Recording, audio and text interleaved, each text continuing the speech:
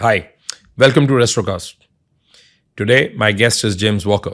James is a restaurant executive who packs 3 decades plus of rich experience.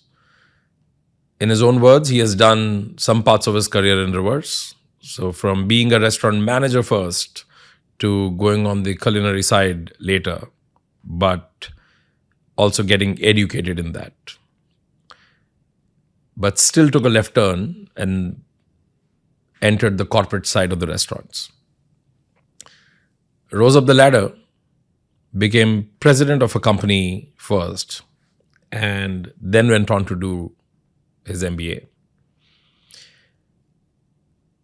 In his journey, I could clearly see that somebody who leads from the front is a people's person, carries natural empathy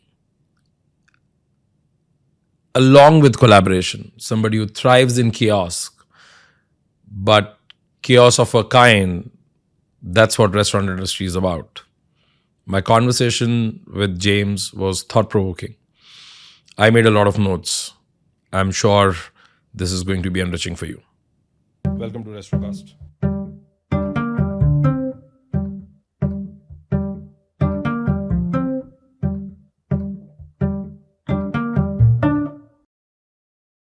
James, welcome to Restrocast. Thank you. Thanks for having me here.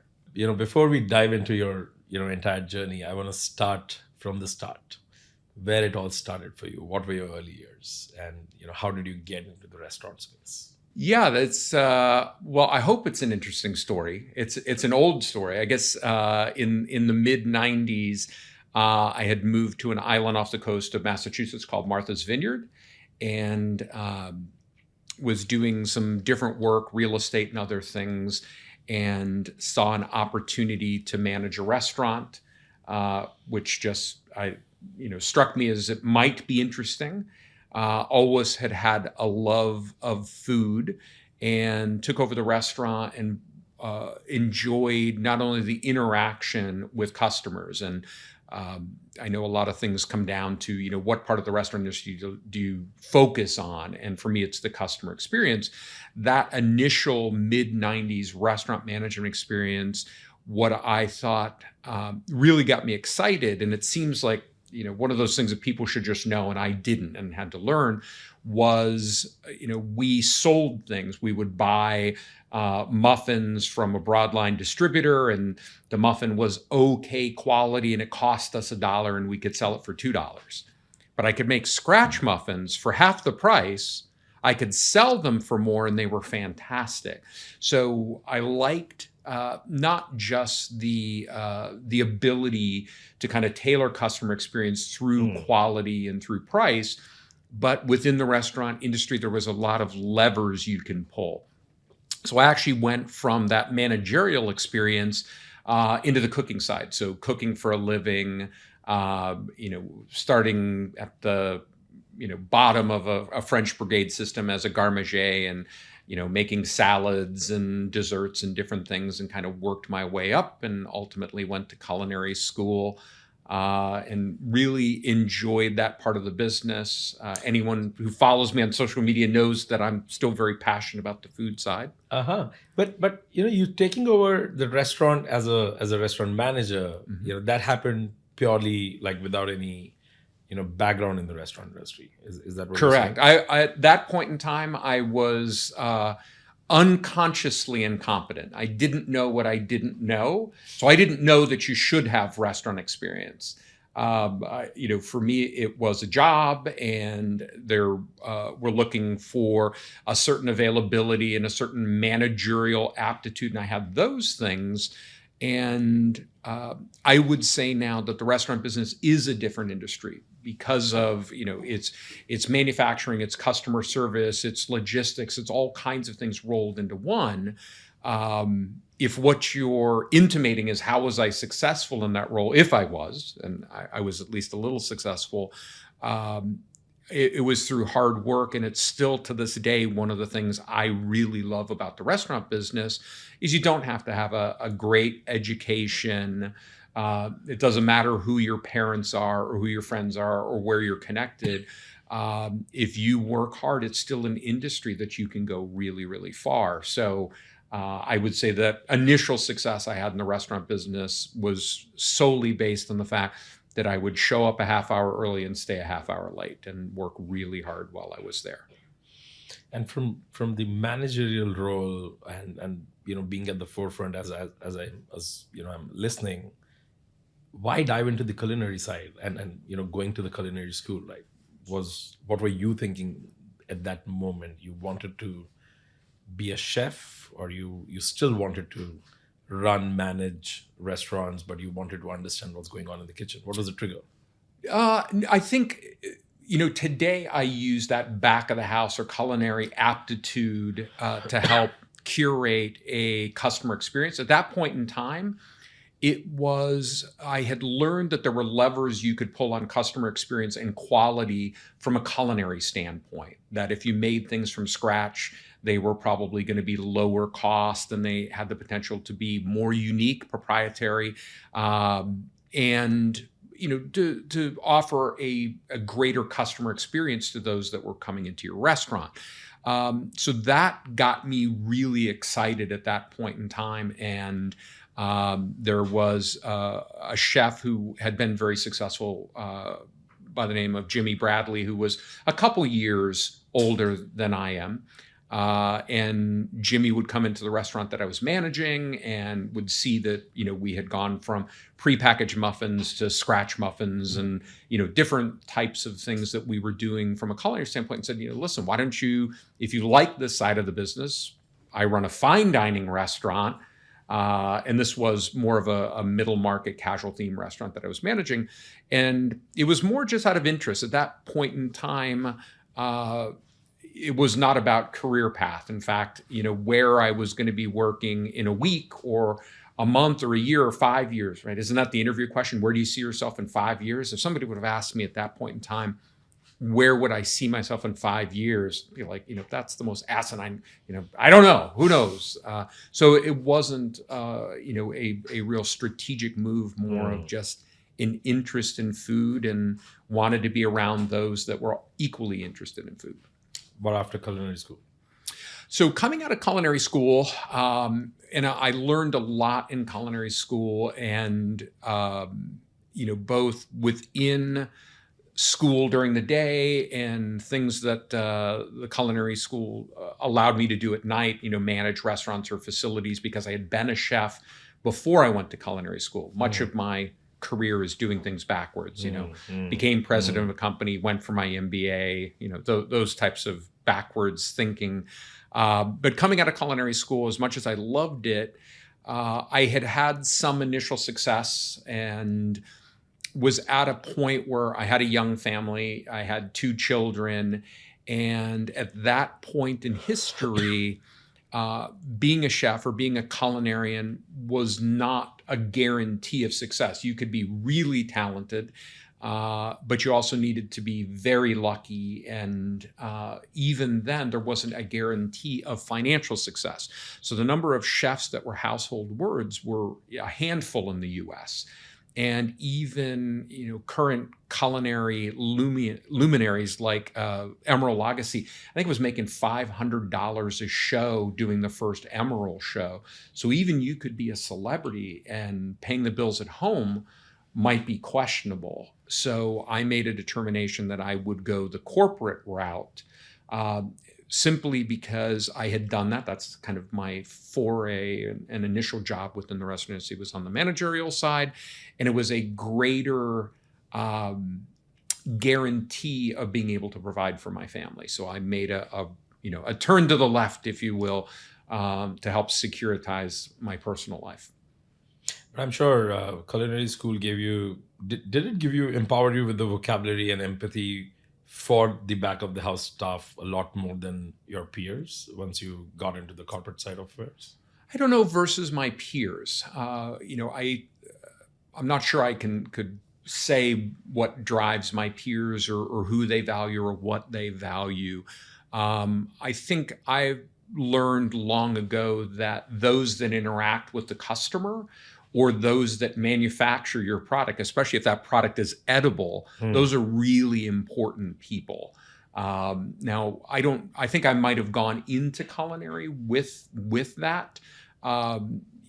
Culinary school helped me understand the need for regiment and process, that you can be just stunningly creative and come up with just a single miraculous dish, but unless you can do that 80 Repeat times that. an evening, it's all for naught.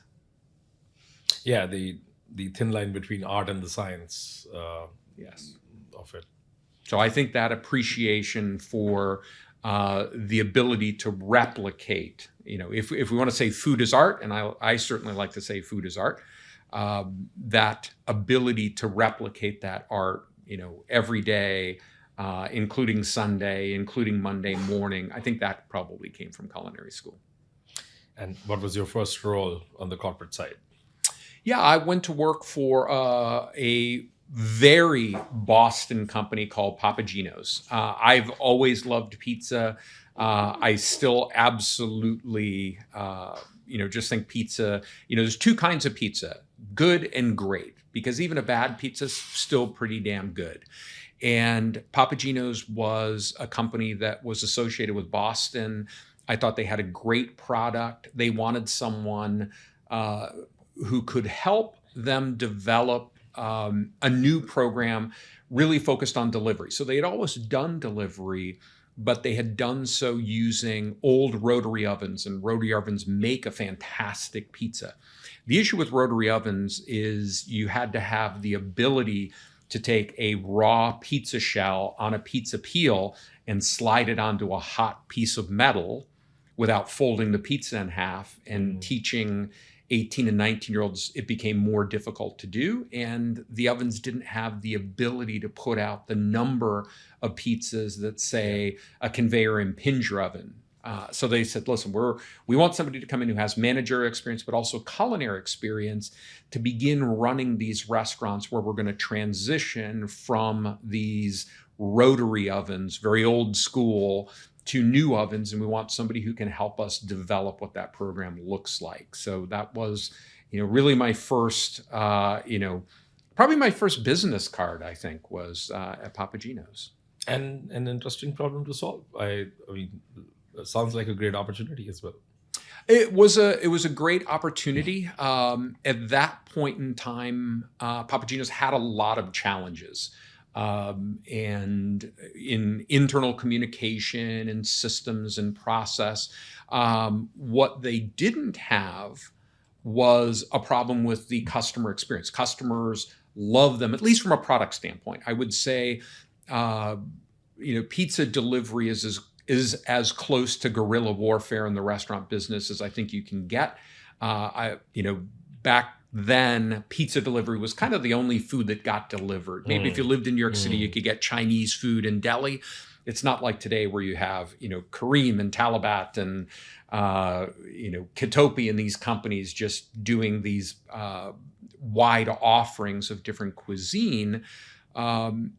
So my point here is corporately, there was a lot of disorganization. It didn't always or often translate to the customer experience, but it did educate me on the importance of making sure those people who interact with the guests, so the general managers and the shift managers, they've got to know everything within an organization. So certainly my appreciation for over communication, I'm an over communicator, I think came from that time at Papagino's and seeing what happens if the teams that run the restaurants aren't fully aligned with, honestly, the CEO, the executive, the board. They've got to be in direct alignment for what they're doing, how they're doing it. They're provided the right tools, and I could see what happens when that was, let's say, misaligned. How long did you do that?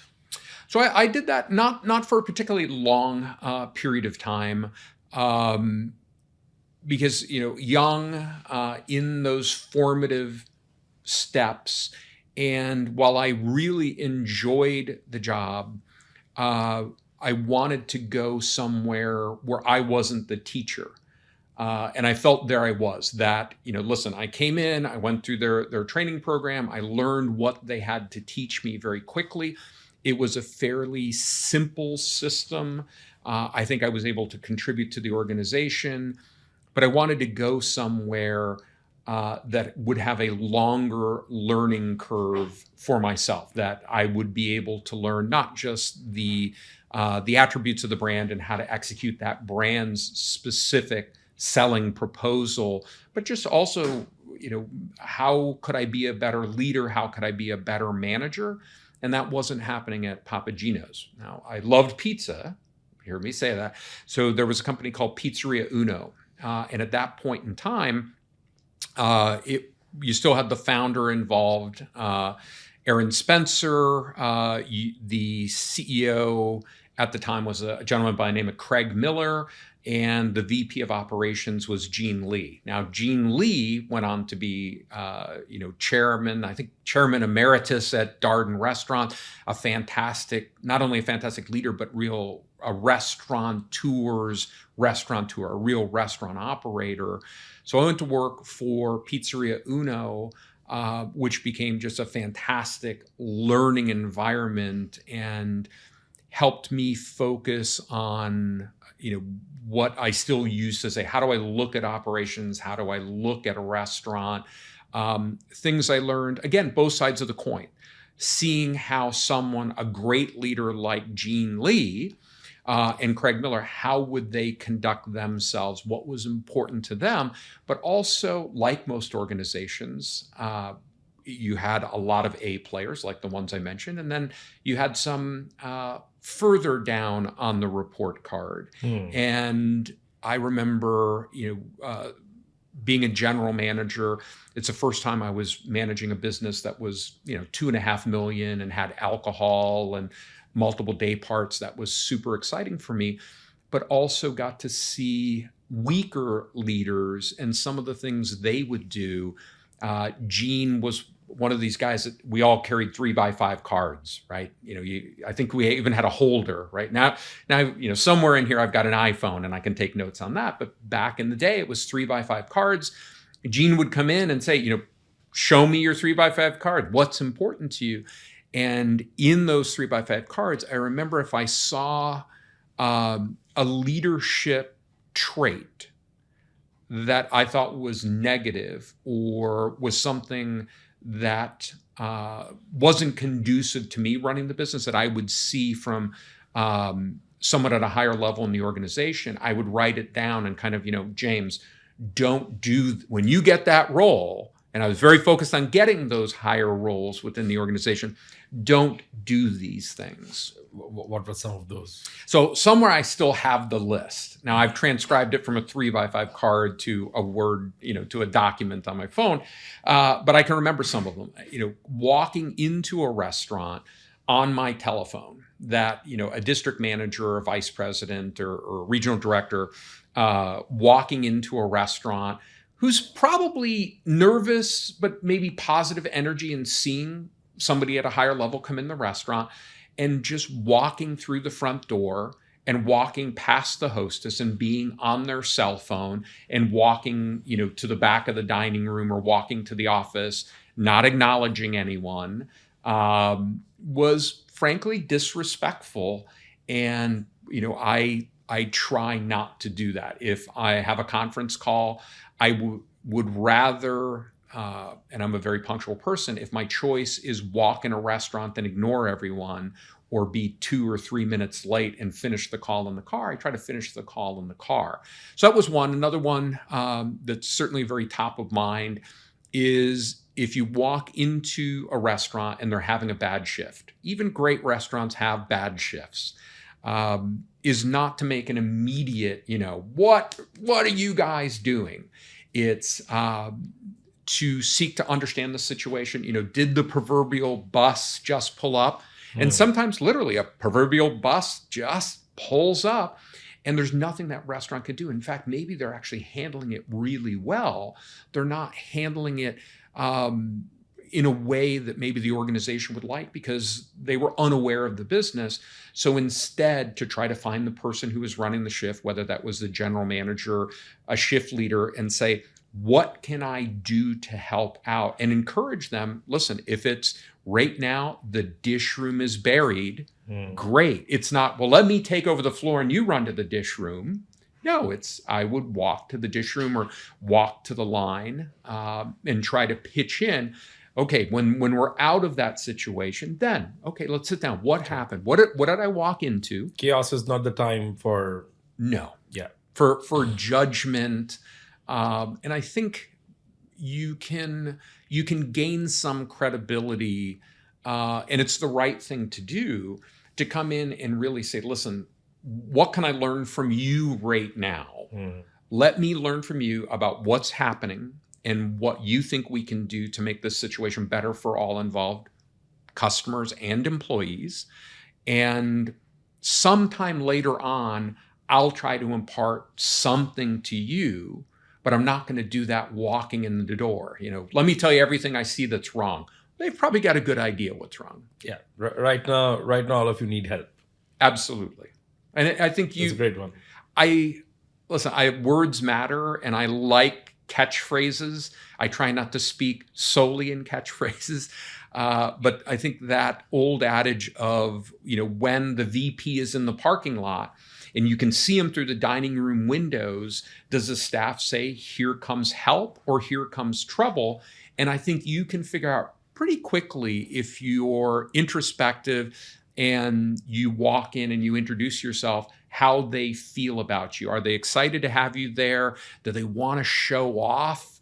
I love that. I love when I walk into a restaurant and the team wants to show off that they've done something, or they have a new system, they've created something, or they need help and they see you as somebody who can help.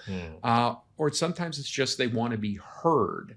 So, understanding, do they see you as somebody that they're excited that you're there? Or do they see, listen, we want to get this over as quickly as possible.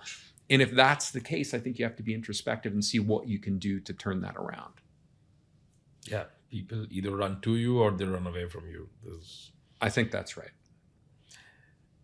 And how big was Pizzeria Uno then? As a company? Yeah, so it was a small organization. Where were you? So I was in Boston. So I went from kind of one area of Boston to another area of Boston. They were still a small organization, a few $100 million in sales. They started in Chicago, corner of Ohio and Wabash. They still have that restaurant there.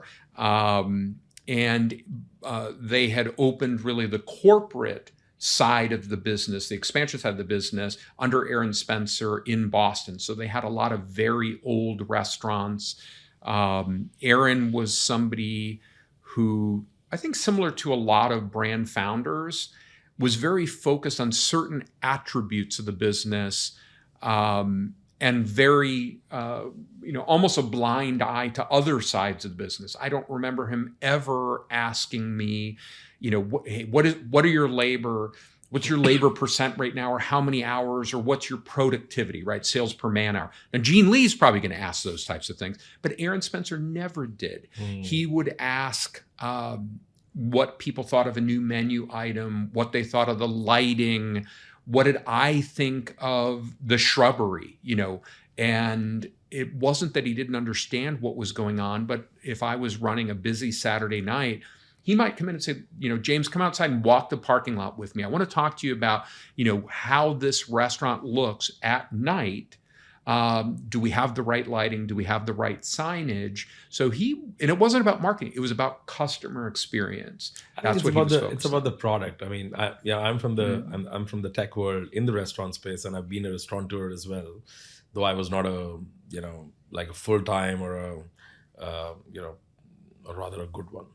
But in the tech product world, the same analogy is that product founders are so focused on the product that they rarely, talk about distribution.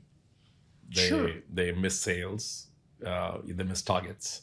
but they never miss product deadlines. They're very, very proud of it. They're always talking about the new feature, new workflow, how is customer doing. I think it's the same thing, right? The brand founders, lighting, food, new menu, everything is a part of that product. The customer experience is a part of the product.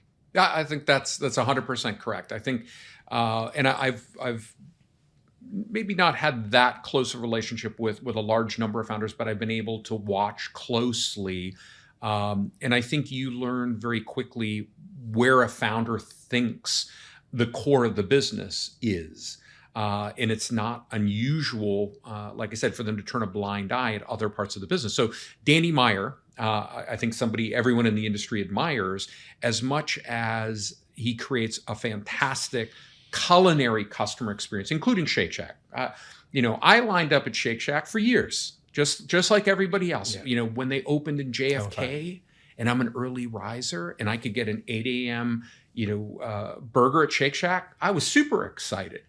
But if you search what Danny has been focused on the last several years, he's focused on the employees.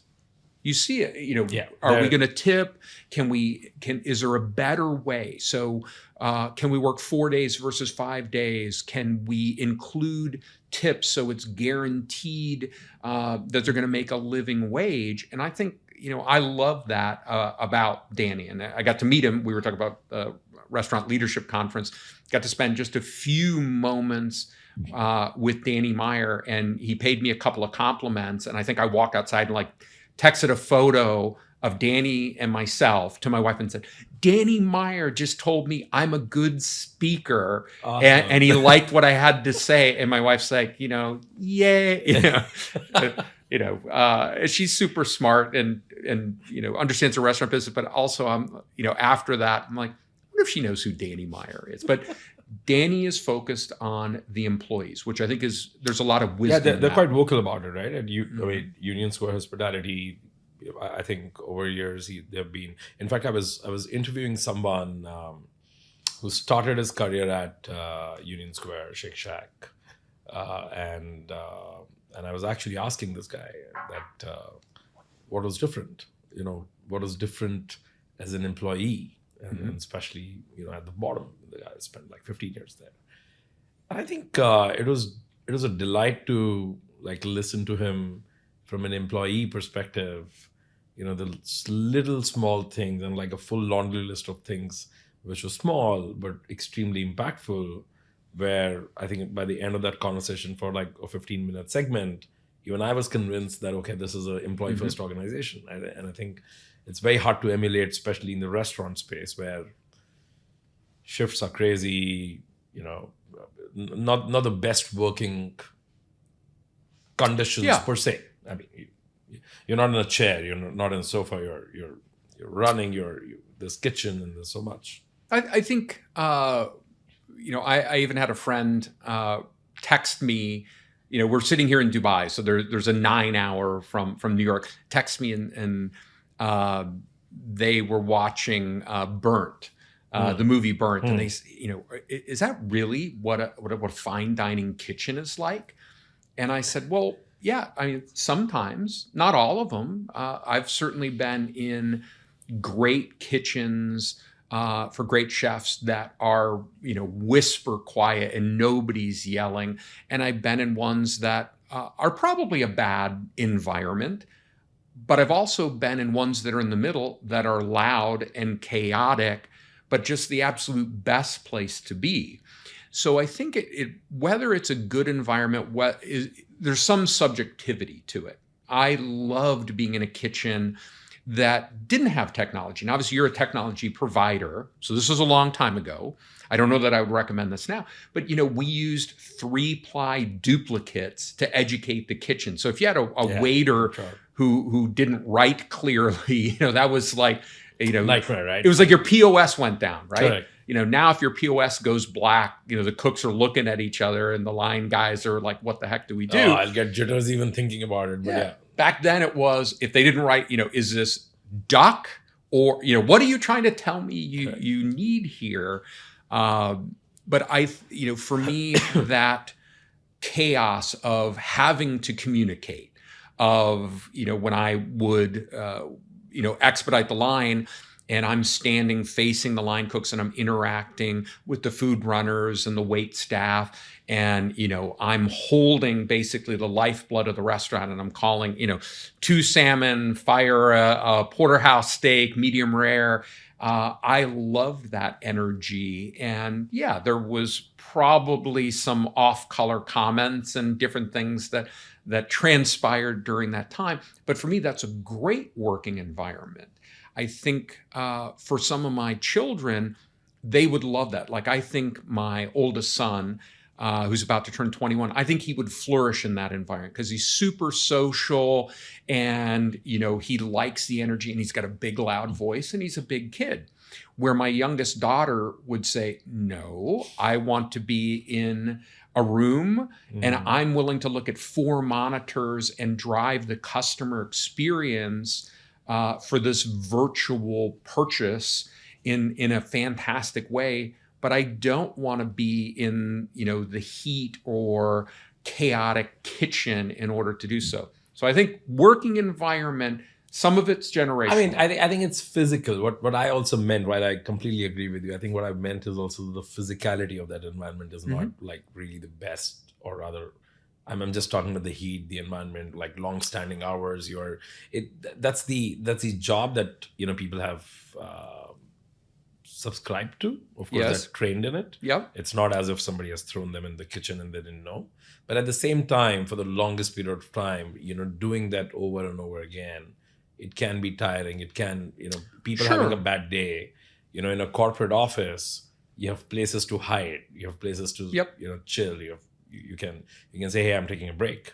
But what I mean is that in a restaurant, like once you get in your shift, you will probably not have that luxury most of the times, and that can actually take a toll in general. Even if your colleagues are great, your environment is great, right? So to be able to, like, to my mind, a restaurant or a hospitality company saying that we are employee first, it's a tall order to achieve. Sure. It's a great intention, but it's difficult to achieve. Is all. I mean, that's So- what I feel. I'm going to agree and disagree with you. I think job satisfaction and working environment is very subjective. Now, you should be treated with respect regardless. But you just talked about, a restaurant and there's not a place to hide. And I was getting excited. I'm like, when's the next time I'm going to get to visit a friend of mine's restaurant and get to go be in a kitchen when it's busy? And then you painted a picture of an office environment, and there's places you can go. And it actually sent a little bit of a shiver down my spine. So I get it. I do work in offices. But if I look at those 2 mental pictures, an office, and, it's got a different environment, and there's places to hide, but let's put a positive spin. You're going to get your meal break, and you're going to be able to use the facilities, and, those types of things. And that paints one type of picture and one type of environment. And then the chaos of many, not all, many restaurant environments, I can tell you which one I'm more comfortable in, and that's not the office environment. But I'm also somebody who the energy of New York City actually brings my heart rate down. So when I work in markets that I love Italy, I love Italian food and the Italian people and Italian wine. The pace of life in Italy raises my heart rate.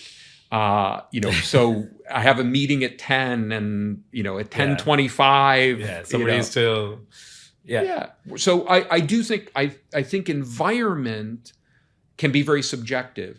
I think treating your employees and teammates and customers with respect, I don't think there's a variance. You can treat them with respect in the chaos of a kitchen. You can treat them with respect in, the relative tranquility of an office. By the way, I can tell you the most aggressive things that I've ever witnessed didn't take place in a kitchen. They probably took place in an office. All right, but point well taken. And I completely relate to the, thriving in chaos. I mean, personally, I'm the one, for me, New York is like New York City chaos. The speed is home, and I'm in Bay Area. That gets my patience tested because everybody's way too chill for my comfort. But I hear you on the work environment as well. I hear you. Yeah. What do you mean? Yeah. What after Pizzeria Uno? So I moved around a lot. I was in a position where if I was able to move up in an organization and it required a geographic relocation, we did that. My wife, who's the best person I know, just absolutely the best human being, and not only supported me, but really afforded me an opportunity where, kind of going back to the work hard, if I wasn't the cleverest, if I wasn't the most educated, I could be the one that got there an hour early. And I could be the one that stayed an hour late, even if I was a director or a vice president or whatever role I was in. She afforded me the luxury to be able to really throw myself into a position to be successful. And if I couldn't do it in 40 hours, I'd do it in 50. And if I couldn't do it in 50, I'd do it in 60. So I took a number of different roles. But I'd say my first job that really felt like a corporate situation, because we talked about offices. So I had worked for a company called Cinnabon, and initially took a position in Boston. I was still in Boston. That was Focus Brands, or was it Cinnabon? So this is AFC Enterprises. So this was a holding company based in Atlanta, helmed by Frank Bellotti and Dick Holbrook. And they had a number of different brands, including Church's and Popeyes and Seattle's Best Coffee. And I joined Cinnabon, and the way I was recruited is they wanted somebody who was used to running businesses in difficult markets. And there's some markets on the East Coast of the US that are particularly difficult. New York City offers its own challenges. Boston offers its own challenges. DC offers its own challenges. And ultimately ended up running all three of those markets. And that's whole of East Coast. It's the anchor. Yeah, I think so. Depending on what exact industry you're in. Florida is obviously a huge market. And I was offered a promotion to. The idea was, I'll work really hard and I'll get promoted and I'll get a title and better business cards and all the things young, working people want, or maybe they don't want the business cards anymore. Better laptop? I don't know.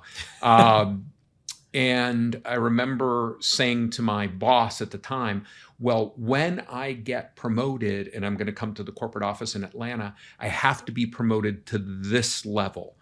And he's like, oh, that's doable. I wanted to be a corporate director and not come in as, a different corporate position. And he's like, I think that's doable. That's a good goal. You're certainly working towards it. But why does it matter to you? And I said, I said, and it's not arrogance or hubris. I'm a big guy with a loud voice.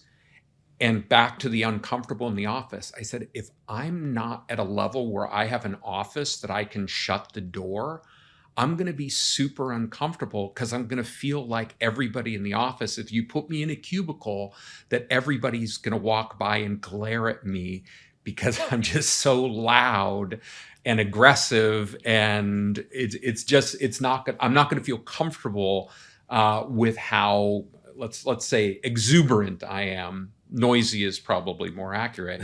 So the first real, I think, executive job I had was at Cinnabon for AFC Enterprises in Atlanta. You really didn't want to be in an office. I mean, you really didn't want to sit in an office with the office picture, as you said. It gives you shivers. Yeah, and even when I was in an office, I liked the ability to walk to other people's office. Now, I'm not sure everybody enjoyed that.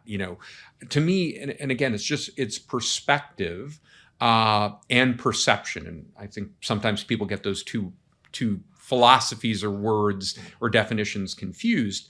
I like the idea if I wanted to talk to Bill and Bill was 3 offices over, that I'd go and walk in Bill's office.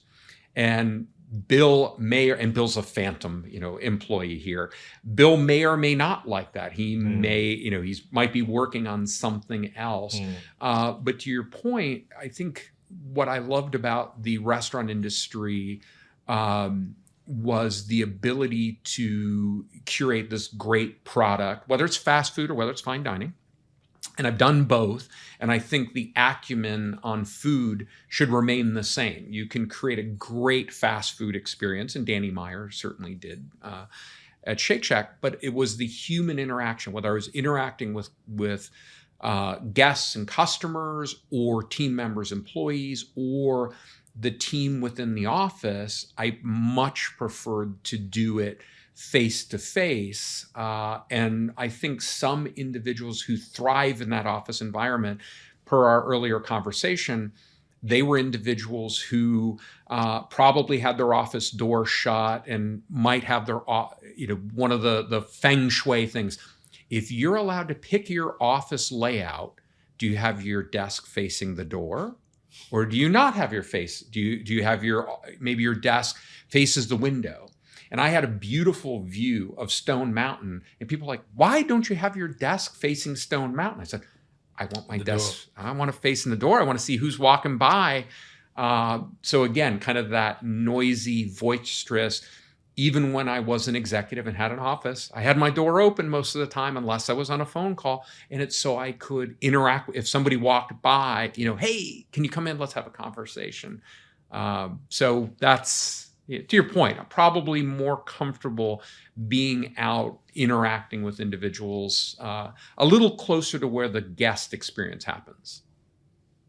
And also, I can see the leader that you are from the conversation, this is also not only the guest experience piece, I think your environment and your people who work with you, I think collaboration is quite natural. It's I think collaboration, and also who's the real guest, and who's I think the further I progressed within my career, the earlier I got to the office.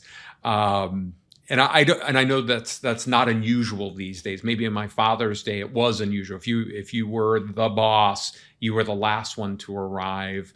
And I remember a franchise meeting for an organization where I was the president. I think Johnny Rockets, and I was the president.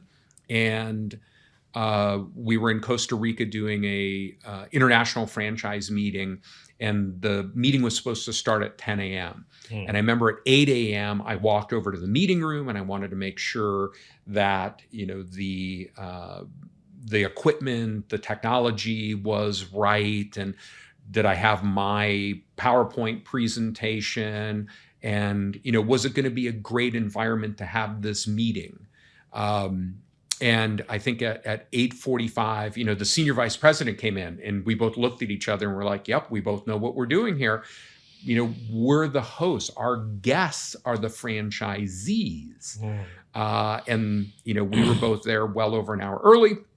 Franchisees started rolling in at 10 a.m. And I remember one of his senior directors showed up at 10:10. And I could see him take him outside, and they had a conversation. And out of that conversation, I said, what did you tell him? He said, well, I reminded him that these are our guests. He's not a guest; he's a host. He's got his franchisees here. He should have been here early to make sure the environment was right, and also that James has said for years, on time is 15 minutes late. So do the math. If you're on time, you're actually early, making sure that you're ready for the meeting or the presentation or the conversation that's going to transpire. Who's the guest? Who's the guest? And I think if you're in a franchise organization, whether it's guest or client, certainly as a franchisor, you should be focused on supporting your franchisees. And there's so much I've personally learned from franchisees. Franchisees tend to feel things in a much more acute and timely fashion. If the economy's down, if the business is down, if the brand is struggling, franchisees feel that in a very material and personal way, where sometimes corporate employees may not feel that for weeks or months. So I think, in that interaction, as I outlined it, I think getting that information. Also, when you're a restaurant, when you're a brand yourself, your consumer, your customer is the end consumer. But once you start franchising, when you're a franchisor, it's actually two-tiered now, and your actual customer is the franchisee, and then comes the end consumer. So enabling franchisee to serve that consumer is much more important than looking at the consumer but losing the sight of the franchisee. I think it's a continuum. I would add in employees. Now, I understand, around the world now there might be a joint employer issue, right? So a franchisee or a franchise owner's employees aren't your employees. But I think there is a continuum that's very important in a restaurant organization. The importance of franchisees and the knowledge they bring and the expedience they feel what's going on.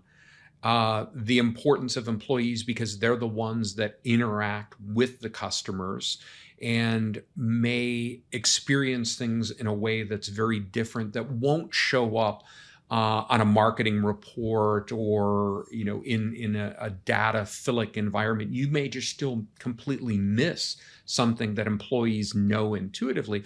And then the importance of guests. So I look at it as, these are the three stakeholders that restaurant executives have to listen to, cater to, and find a way to make all three really happy in their interaction with each other and their interaction with yourself. But isn't franchisee, especially the franchisee owners, a different persona, because you're not dealing with employees who you pay, or you're not dealing with consumers who are coming to you, but you're dealing with somebody who is a business owner, who's made their money somewhere, who's moderately successful in whatever they were doing in life. And now they're your partners who are dependent on you. But at the same time, in their world, they're demanding that from you because that's the promise that you made. So maneuvering that is a little different. It's not just alignment. It has to be. It has to be something more than that, because as a corporate employee at the franchisor side, your sensitivity to money is different. And I'm not saying high or low. Sure. It's different. And the sensitivity, of the money invested from a franchisee owner is way different. And I see this dissonance all the time, not for good or bad, but just the nature of it. The money occurs to both the parties differently. Doesn't that make the franchisee the number one customer for the franchisor, and Continuum is only after you take care of that, but not before? If I were to paint, back probably before you started in technology, and they used flow charts. You don't use flow charts anymore, do you? No, that's like my age group. If I think of either an organizational chart or a flow chart in a corporate run structure, so a restaurant organization with multiple locations in multiple markets that doesn't have franchisees, it's a hierarchical system. And I think it's still important for the individuals at the top to interact directly with those at the bottom. I had just done was talking to somebody, and I was mentioning leaders like Chris Elliott and Aziz Hashim are two people I've been very lucky to be associated with, who, if something's not right in an organization, are going to walk right to the kitchen and ask the cook what's going on. But I think in that corporate environment, it's more linear or straight lined, where I think in a franchise organization, it's really circular.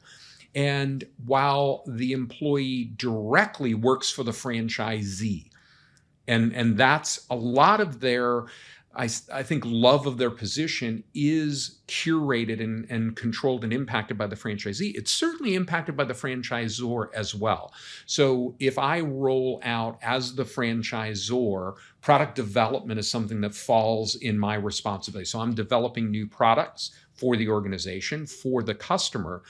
It's on me to make sure that that customer experience from that new product passes seamlessly through the environment of both the franchisee and the franchisee's employee.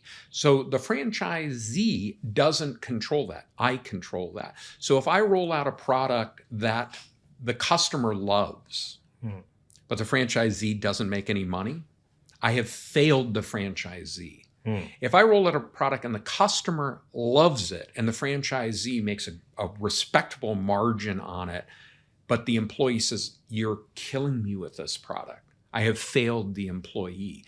So I come back to, in a franchise organization, there's a lot more, I think, responsibility in making sure that you're creating an environment and a set of systems and training materials and products, and ultimately a customer experience that provides tangible financial benefit to the franchisee, a real return on investment. I mentioned Aziz Hashim. He is I don't want to say poster child. He is the leader of what I think is a current movement in franchisors saying, I do have a responsibility to my franchise owners for their profitability, as well as saying, I am going to roll things out, whether it's a new product, whether it's new technology or new systems that have a positive impact on the life of the employees within the organization. And after that new system, process, technology passes through the franchisee successfully and the employee successfully, ultimately it will create a better customer experience. And I don't think a lot of senior leaders think of all of those pieces. They may jump from brand to customer, but when you take a leader like Aziz Hashim, who's created a company that I'm working with called Experiential Brands, he's very focused on that brand promise, providing what a franchisee needs, what an employee needs, what investors need, and ultimately what the customer needs.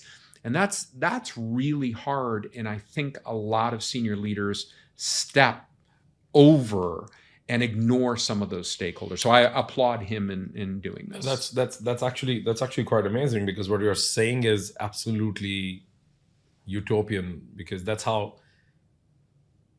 the role of a franchisor occurs to me as well. Mm-hmm. That's the responsibility. When you say that we have assets worth hundreds of millions or billion, being invested in this brand on us, I think that's a responsibility that you take over. But then you miss a couple of steps or ignore some part of that circle, and it becomes unidimensional, where you just skip and go forward and you say, hey, our brand, and this is how, our customer is going to experience it. And anybody else in between, they have to just figure out how to deliver that.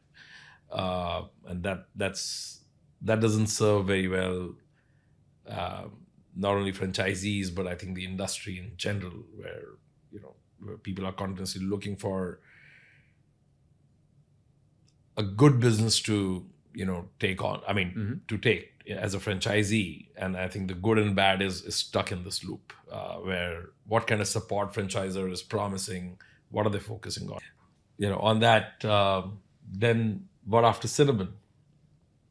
So after Cinnabon, I went to work for kind of continued my time with Cinnabon. So you had mentioned Focus Brands and Rourke. So Cinnabon, I had been with Cinnabon Corporate for about 4 years.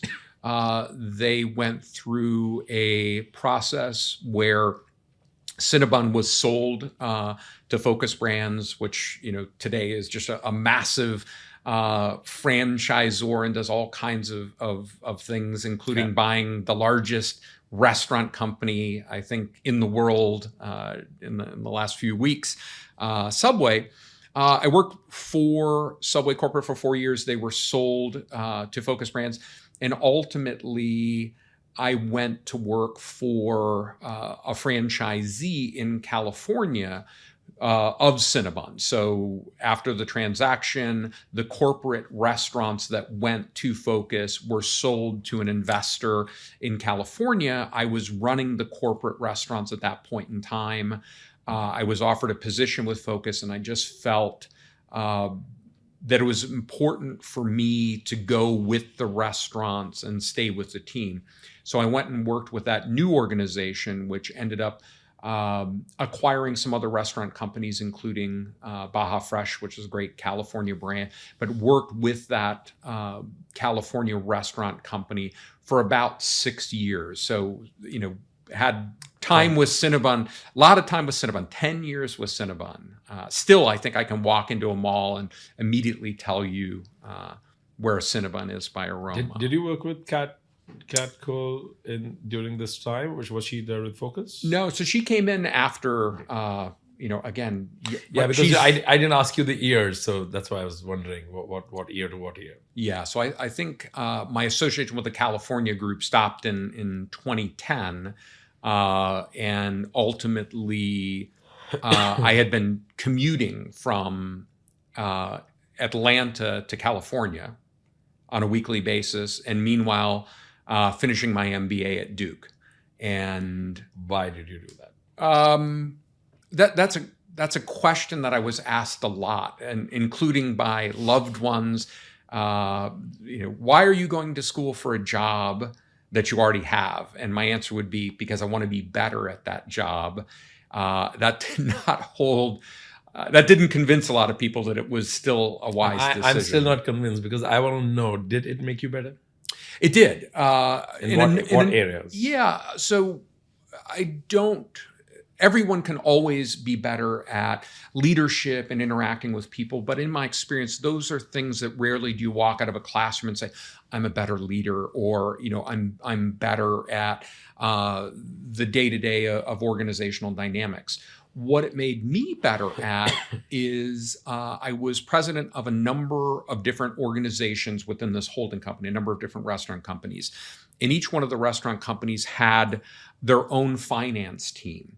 And as an operator, you're very focused on the P&L. So things like revenue recognition and utilization of CapEx and those types of reporting, let's call it treatments, was really important to how the business performed from a P&L level. And I remember sitting in a room, and I'm the president, and I had, a CFO here and a CFO there, and maybe different titles. And they would argue about the GAAP requirements around fiscal reporting, whether it's franchise fees or, let's say, like a country deal, right?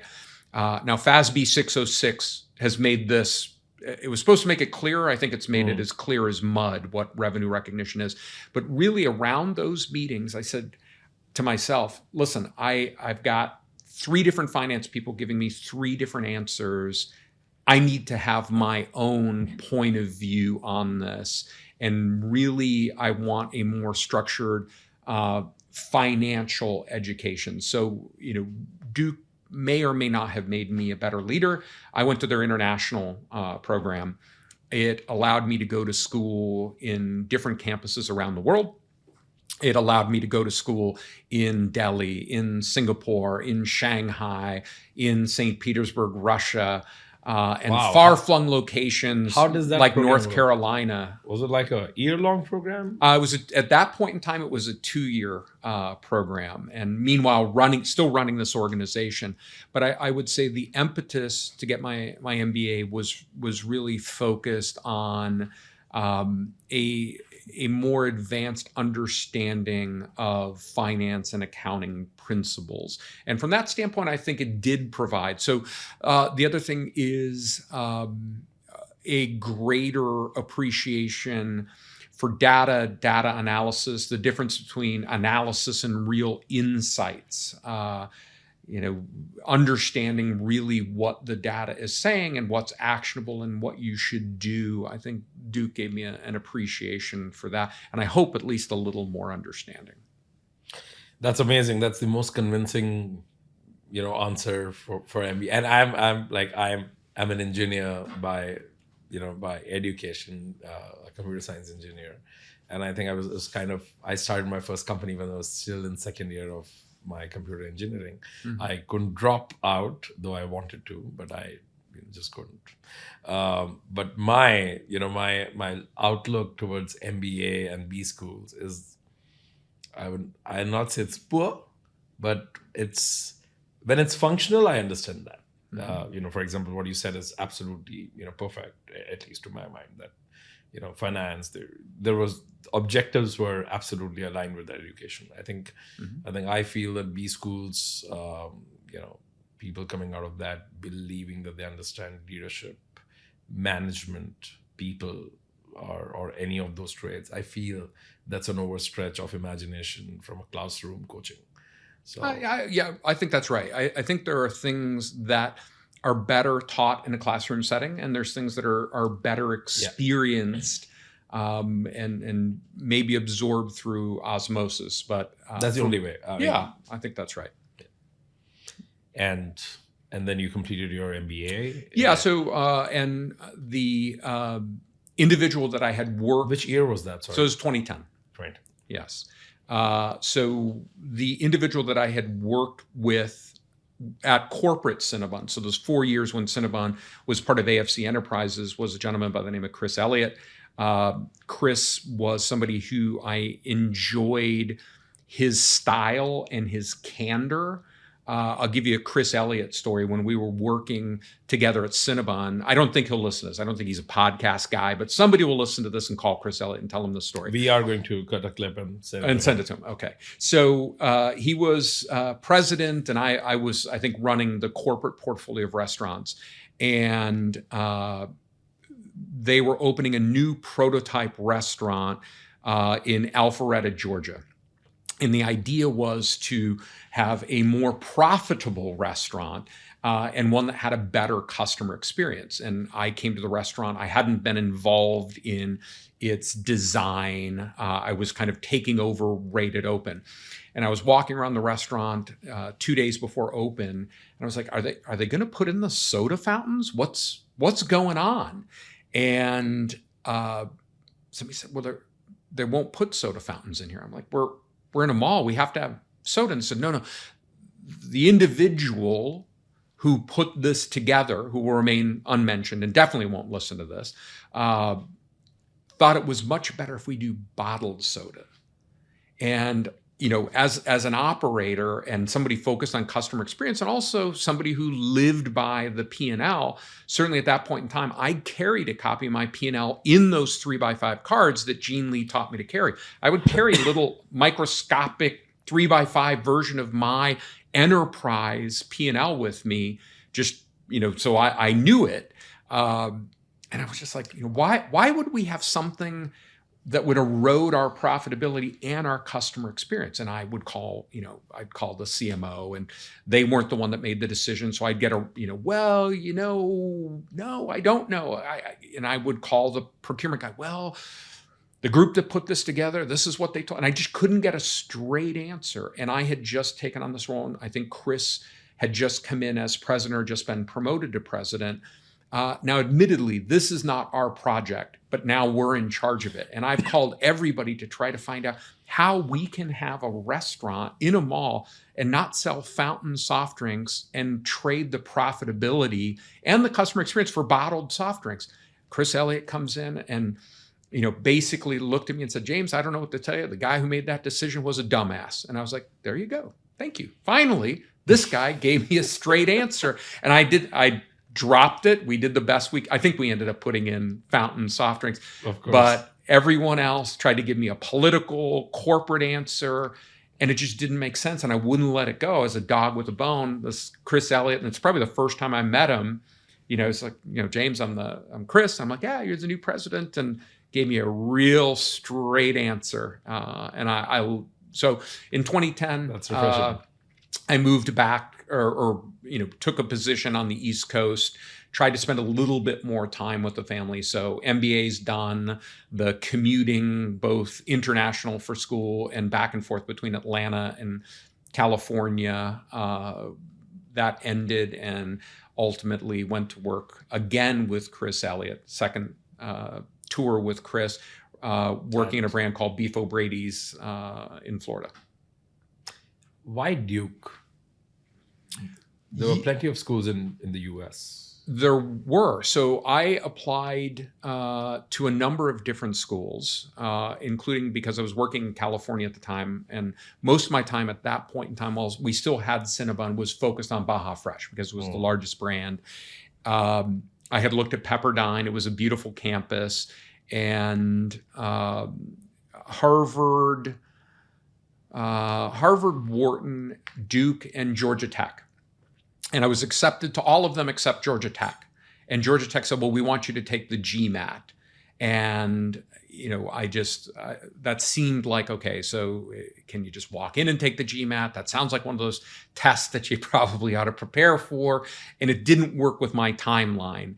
And Duke, what I liked about it is it had this international component where I was going to be able to do these residencies.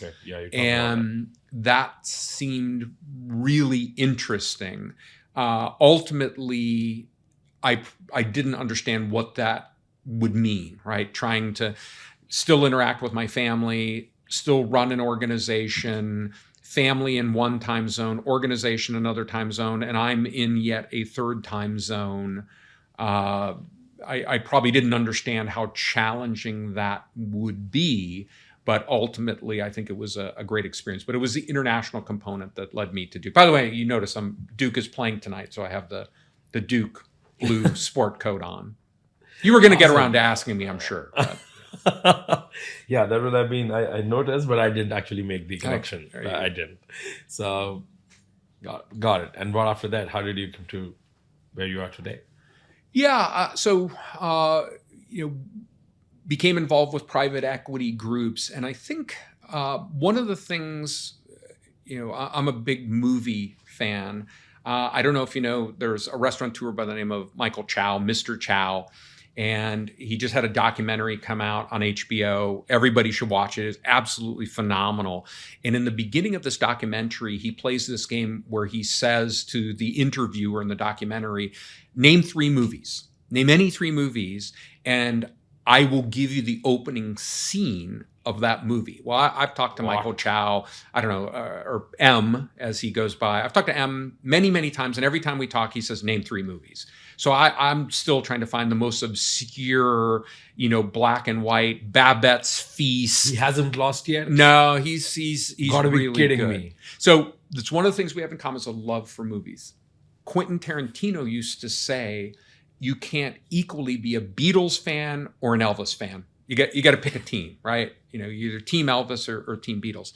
For me, people are either an accelerant or they're a catalyst. Either they're someone that you give a great set of systems to and they will make it better.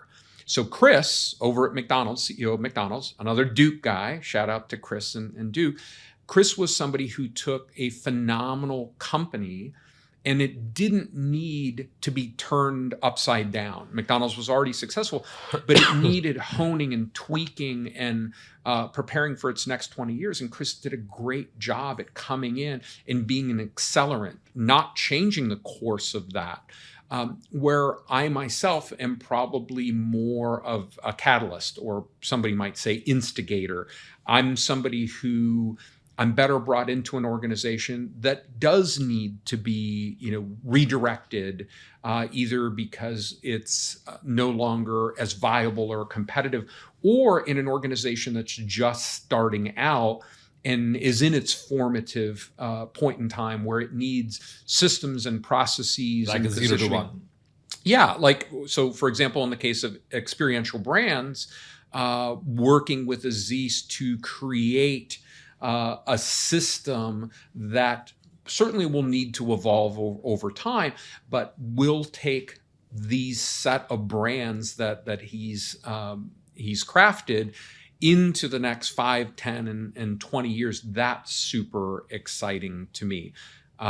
So I would say, kind of back to your question, how did I get to where I am now? Working for private equity, more often than not, there's a period of time, there's a hold time.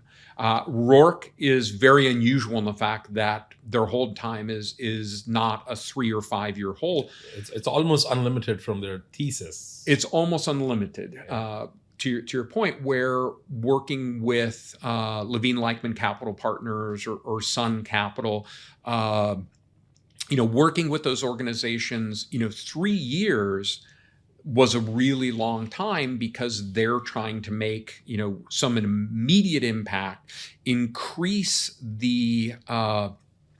shareholder wealth, increase that EBITDA line, increase the value and trajectory of the organization so they can make a margin on arbitrage and ultimately exit. So that worked well for me, based on somebody who wants to come in and not necessarily inherit a bunch of well-run systems, but rather be charged with or tasked with or part of a team that is going to change things and innovate and try to change the course of an organization. So, brands I love, absolutely love McDonald's. I really do. I love Chick-fil-A, I love In-N-Out Burger. These are 3 companies I couldn't work for because you know what? They don't need to be changed. In fact, in the case of In-N-Out Burger, their USP, if you will, and what makes them so special is their lack of change and their discipline in remaining steadfast. They're like absolutely same. I think the USP is that it just remains exactly as is. I think their biggest, one of my favorite, for April Fool's jokes was In-N-Out Burger saying, we're adding bacon. So just the idea that they would add one SKU. That'll be outrageous too. Just people were losing it, pandemonium. It was like, I can totally see that. Orson Welles in War of the Worlds, right? Are we really being invaded or is this a joke? Is there really bacon at In-N-Out Burger? I mean, I know it's April 1st, but so. I have a question on private equity and I don't know how many, I think I missed in between or, to understand that were you a part of such transformation where, a brand, a private equity bought a brand, got in, turned it around mostly on EBITDA numbers, bottom line and the top line. And, I see that happening every day. And that's private equities are buying brands every day. There are brands as soon as they get popular. And I, back to back have had conversations with some brilliant restaurant leaders who actually,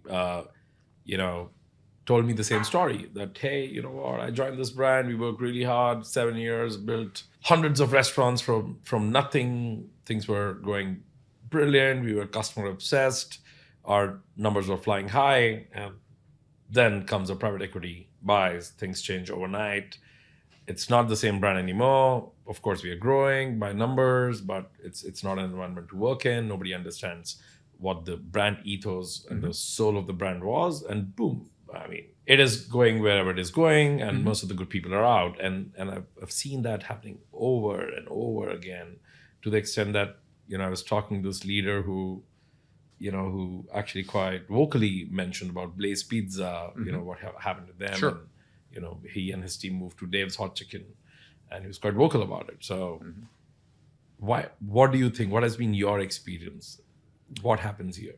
So I think it's hard to look at private equity through just one lens. Certainly, there are private equity groups who buy an organization, who look at SG&A and say, all right, so I have the potential to build sales. And there is risk in that. And there's also probably investment in that. Now, it'll show a return on investment if it comes to fruition. But cutting SG&A is a guarantee. And if I'm looking at a 3-year hold What is my more assured approach to increasing that EBITDA line? It's really to look at cost cutting. But I don't think that's every private equity group. So, we talked about Rourke and Focus Brands. So because of their infrastructure, they're able to purchase a brand, potentially reduce some SG&A, potentially because they already have a great human capital that they can deploy. They look like an outlier from that perspective. I mean, to me, they feel like an outlier because, too many successes back to back at a different scale. What they did with Arby's, Sure. the kind of turnaround, and I think they've retained the human capital. That's what the point that you were about to. They've been able to retain the leaders who were originally running the brand, or most part of it, right? But they look like an outlier, and of course, I'm saying this at the risk of not knowing the entire private equity scene. So I don't know who else is out there. Rourke, I understand, but keeping them aside, do you see somebody else doing a job there? I think there are private equity groups that run that are almost a parabola. You have groups that, as you mentioned, come in, buy an organization, do so with as little cash as possible, take an organization that may have been growing, great culture, and they lever it up. So now the debt load makes it really difficult to grow. They look at SG&A as the most certain overnight way to influence profitability. And that's the story you're kind of speaking of, where that brand that everybody loved forever, they kick the heart out of it. And you see they will make decisions around product quality. They'll go from one globally recognized soft drink brand to another soft drink brand because they're able to get some upfront money, but it may not be the right decision from a customer. So there's certain things I see for those guys on that left side of the parabola. Having said that, I don't think Rourke is alone.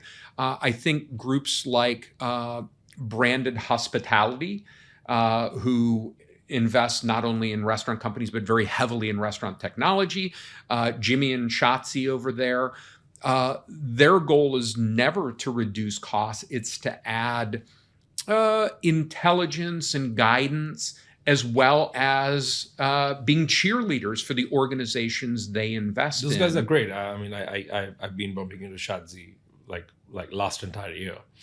Yeah, and listen, great hats that they still won't send me. Back to Aziz Hashim and NRD. Aziz is one of the most clever and innovative private equity guys who understand how to provide his investors not only increased shareholder wealth and return on investment, but to do so without just that, all right, let's get out the scalpel and start cutting costs, but to look at the business holistically and ensure that decisions are being made all along the continuum, that the finance department is making wise decisions, that cash flow is being looked at, that marketing is showing a return on investment, that it's not just, well, we've always invested in the Miami Dolphins, so we're going to do so again. So he asks a lot of questions, and he's fantastic. So I would put him and Branded and other groups on that right side. So I think all along, you see private equity groups who look at things differently. I do think, maybe in their defense, if you have a group that has a 3-year maturity on a fund, meaning they have to show a return on their investment and kind of an exit arbitrage that's going to provide value, they're going to do what they're going to do. Unless 3 years is, and it's a brand that's already as a rocket ship. I remember investment banker, private equity guy by the name of Mike Milken, and I was working with an individual, and he said, listen, I'm going to buy a brand for $25 million. And in 3 years, I'm going to sell it for 50, and I'm going to double my money. And Mike looked at him and said, that's fantastic. You're going to buy a broken company for $25 million, and you're going to have to fix it. Yes. but you think you're going to sell it for 50. Well, again, that's uncertain because you're taking something that's broken, you're hoping you can fix it, but you're going to double your money. So that's really good. He says, that's not what I do. What I do is I buy $1 billion company that's super healthy. I might even overpay for it. And in 3 years, I'm only going to sell it for $1.2 billion. I've only received 20% return on investment. Of course, I have $200 million more and you have 25.